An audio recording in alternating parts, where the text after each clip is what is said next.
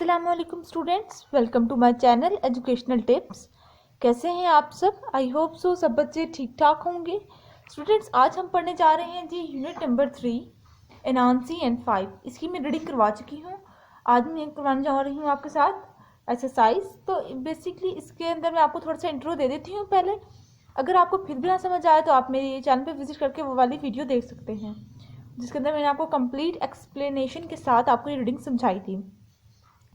तो जी इसके अंदर ये स्टोरी है कि ये वाला जो बच्चा है जी, ये जो मकड़ी है, ठीक है जी, ये बहुत शातिर था, मतलब कि ये बहुत चालाक था इंसान। ठीक है, इसने क्या किया कि इसका नाम जो था इसका नाम 5 था। और ये जो ये पहाड़ है 4 5 ये वो ढेर लगे हुए किसी चीज़ के ना। तो जब इनके हाँ ये वो स्टोरी है जिसके अंदर 5 वर्ड बोलो तो इंसान गायब हो जाता था।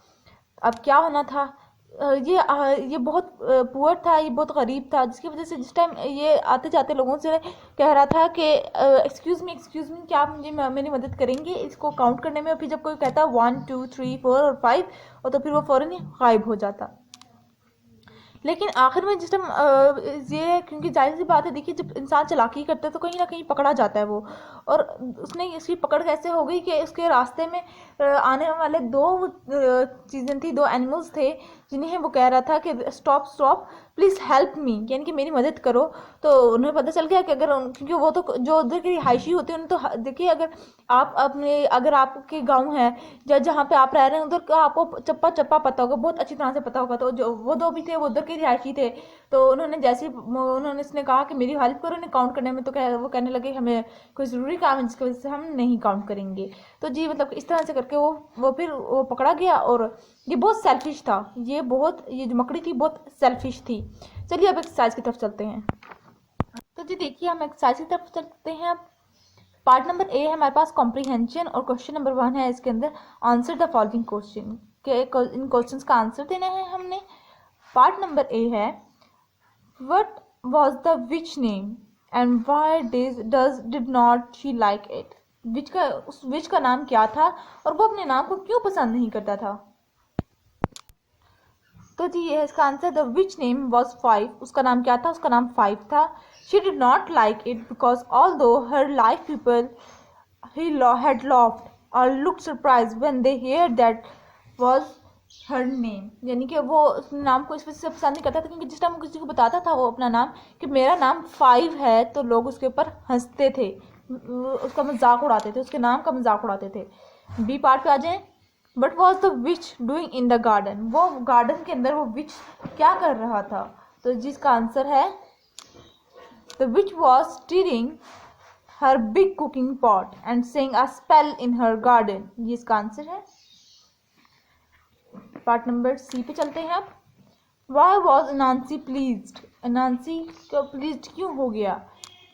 इसका आंसर है जी Anansi was pleased because he heard the witch and he thought he would be able to use her spell to make some money or get some food। यानी कि इनांसी ने सोचा कि हाँ मैं अगर इसको बेवकूफ़ बना दूँ और इसके पास जो मनी है और जिसके पास फूड है, जाहिर सी बात जो पुअर लोग होते हैं उन्हें तो फूड और मनी की ज़रूरत होती है ना।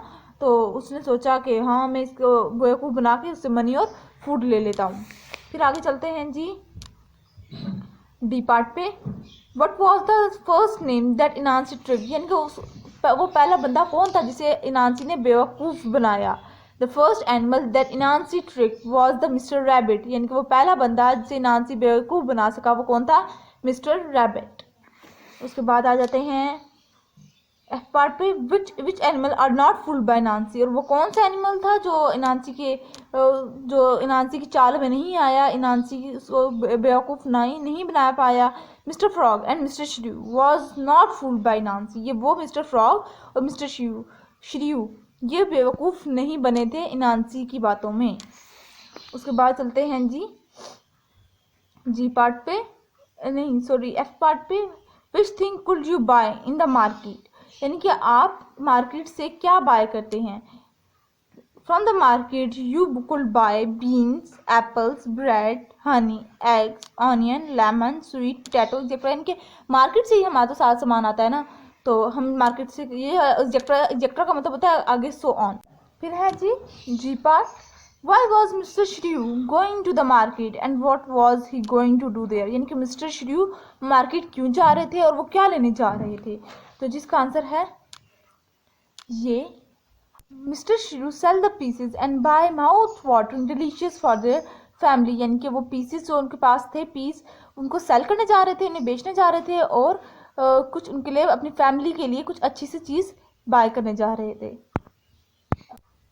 Y did Anansi get angry with Mr Shrew, Anansi क्यों मिस्टर श्रीयू पर एंग्री हो गया था, गुस्सा हो गया आ गया उसको मिस्टर श्रीयू पर।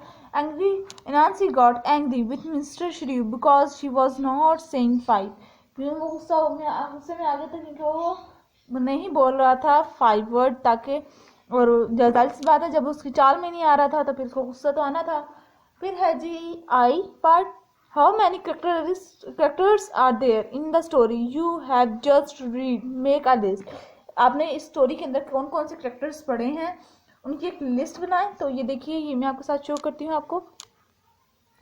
There are 6 character in the story, the witch, Anansi, Mr Rabbit, Mr Duck, Mrs Frog, Mrs Dog, Mr Shrew, the families of Mr Shrew. ठीक हो गया जी। उसके बाद चलते हैं, this question is more difficult, discuss them first. इसके अंदर जे पार्ट पे है, what clues are there in the story which tells us that Anansi was not a nice spider. क्या हमें स्टोरी में ऐसे ऐसे कौन कौन से सबूत, क्लूज का मतलब होता है सबूत दिए गए हैं कि इनांसी एक अच्छा स्पाइडर नहीं था। तो इसका जी आंसर ये है, he is a trickster, he scouts, he is a dishonest, he does not think about his family. उसके बाद आ जाते हैं जी फिल इन द ब्लैंक्स पर। तो जी देखिए, fill in the blanks with suitable words for the story. Part A है, Anansi was a trickster and he was having a dash time, difficult time. इसके अंदर आएगा difficult. Anansi dash through a gap and which fans pricked.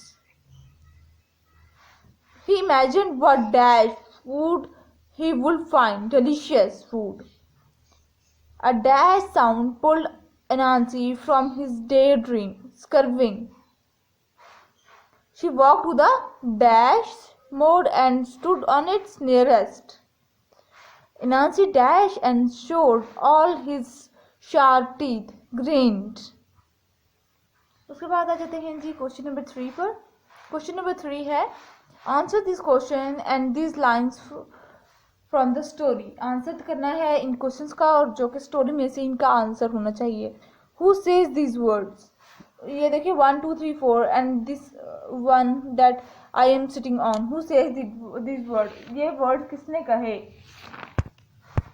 ये है जिसका answer mister श्रीयू। इसका answer क्या है, मिस्टर श्रीयू। उसके बाद आ जाते हैं जी बी पार्ट पे, what is the speaker counting, speaker ने क्या काउंट किया, माउंट्स ऑफ अर्थ, इसका आंसर है। फिर आ जाते हैं, why does the speaker say and this one and I am sitting on, speaker ने सब कुछ क्यों कहा। Mr Shrew avoid saying the number 5, she was not a fool, she guessed that Anansi is trying to trick her, उसने, क्योंकि उसको पता चल गया था कि इनांसी उसे फंसाने की कोशिश कर रहा है। What happened after this, उसके बाद क्या हुआ, इनांसी gets so cross that he says the number and disappear। इनांसी, उसके बाद क्या हुआ, इनांसी अपनी चाल में खुद ही फंस गया, वो बेवकूफ़ बन गया और उसने वही वर्ड कह दिया और वो गायब हो गया। उसके बाद ये देखिए साइड में आपको चैलेंज नजर आ रहा है, what is the moral lesson of the story. इसका आप अगर आपसे कहा जाए कि इसका नतीजा क्या होगा स्टोरी का, अगर आपने पढ़ी हुई है तो आप लिख सकते हैं, और अगर आपने नहीं अभी तक आपने पढ़ी तो मेरे चैनल पे विजिट करके आप वो वीडियो भी देख सकते हैं, जिसके अंदर मैंने आपको समझाई थी स्टोरी, बहुत मज़े की स्टोरी है।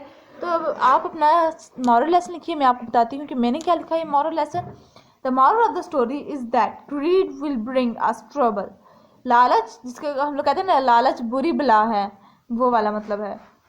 We could also say that causing trouble for other bring us trouble, यानी कि एक तो ये भी मॉरल लेसन हो सकता है कि लालच बुरी बला है, यानी कि लालच करने वालों का अंजाम अच्छा नहीं होता, और दूसरा ये भी हो सकता है कि दूसरा ये हो सकता है कि देखिए जो दूसरों के लिए घड़ा खोदता है ना, वो खुद भी उसी घड़े में गिरता है, ये याद रखिए। यानी कि जो दूसरों के लिए मुश्किलात पेश करता है ना, दूसरों के रास्ते में मुश्किलात लाता है, ठीक है, उसको वो भी वही मुश्किलात उसे भी फेस करनी होती हैं। तो जी ये था मॉरल लेसन भी हो गया हमारा। अब आते हैं जी पेज नंबर 31 पर, और इसके अंदर है जी हमारा B part, working with words. In words के साथ हमने कुछ करना है। तो देखिए पहला क्वेश्चन है इसके अंदर, see if you can find the answer to the following description, scramble the word this 4 words to use in the space. इन स्पेसेस में पुट करना है इन वर्ड्स को, और इनको पहले अरेंज करना है। तो पहले वाले का COTORD, इसका होगा अरेंज करके लिखेंगे तो डॉक्टर बनता है, नटिस्ट डेंटिस्ट, RUNES नर्स, और CARARETE टीचर इसका होगा, ठीक है। A person who treats people who are risk, यानी कि वो कौन होता है जो लोगों को ट्रीट करता है जब वो किसी रिस्क में होते हैं, जब वो बीमार होते हैं, ठीक है, तो वो होता है डॉक्टर। डॉक्टर ही हमें ट्रीट करता है ना। अ person who look after people in a hospital is a, यानी कि जो वो कौन होता है जो हॉस्पिटल में जो लोग एडमिट होते हैं, बीमार होते हैं, उन्हें उनकी लुक आफ्टर करता है, उनकी देखभाल करती है, वो होती है nurse. A person who help children to learn in a, वो कौन होता है जो बच्चों को हेल्प करता है ताकि वो याद कर सकें, पढ़ सकें, वो होती है टीचर। उसके बाद अ person who look after people teeth is a, यानी कि वो कौन होता है जो आपके टीथ को ठीक करता है, दांतों की लुक आफ्टर करता है, डेंटिस्ट। उसके बाद आ जाते हैं जी क्वेश्चन नंबर 2 पर, who are the following people, write 3 और 4 sentences like those above about the people shown in. इनके बारे में कुछ इनको बताना है, इनकी ये पिक्चर डिस्क्रिप्शन जिसको हम कहते हैं, उसको डिस्क्राइब करना है 3 से 4 लाइनों में। तो मैं आपको दिखाती हूँ, आप चाहें तो ये सेंटेंसेस लिख लें, चाहें तो कोई और लिख लें। सबसे पहले ये देखिए, ये स्वीपर है, ठीक है, और ये देखिए sweeper, he is a sweeper, ये एक स्वीपर है। A sweeper cleans the street usually in on urban areas, यानी कि ये स्ट्रीट को, यानी कि हमारी गलियों को साफ करते हैं sweepers. Sweeper is the most important character in our society. Sweeper जो है ये मोस्ट इंपॉर्टेंट कैरेक्टर है हमारी सोसाइटी के अंदर। और वो कैसे, देखिए अगर हमारी गलियाँ ही गंदी रहेंगी, कौन साफ करता है? कोई भी साफ नहीं करता, हम गंद फैला जाते हैं। यही होते हैं जो हमारा कचरा साफ करते हैं। फिर ये देखिए सेकंड है, ये बेचने वाला कुछ, सोलमैन, salesman, he is a salesman, he sells the vegetable, we buy fresh vegetable from him, हम इनसे ही बाय करते हैं वेजिटेबल्स को, फ्रेश वेजिटेबल्स को। फिर है जी ये देखिए कॉबलर, जिसको हम मोची कहते हैं उर्दू जुबान में।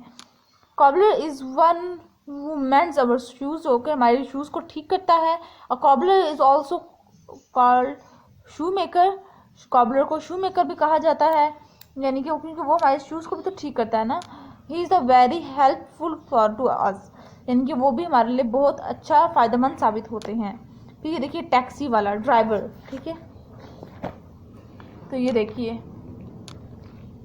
ही इज़ अ टैक्सी ड्राइवर, ये टैक्सी ड्राइवर है। He drives around for different houses of a shift to pick up waiting passenger of taxi, यानी कि वो लोगों को एक जगह से दूसरी जगह पहुंचाने में मदद करती है, उनके घर तक। उसके बाद देखिए पुलिसमैन, ये देखिए it is a policeman, the police is an important police servant, is a very strong, ठीक है जी। उसके बाद देखिए the opposite words of this, the opposite of this words are all in a story, find them, इनका opposite बताना है। Easy, difficult, displaced, pleased, low, high, nearest, farthest, appear, disappear, light, heavy, इसका मतलब कि ऑपोजिट का मतलब होता है ऑपोजिट, यानी कि उलट उसका, ठीक है। Unkind, kind, loved, hate, pleased, unpleased. उसके बाद आ जाते हैं जी पंक्चुएशन पर। तो जी इसके ऊपर मैं आपको मैं आपको पेज दिखा देती हूँ, आपको समझा भी देती हूँ साथ साथ।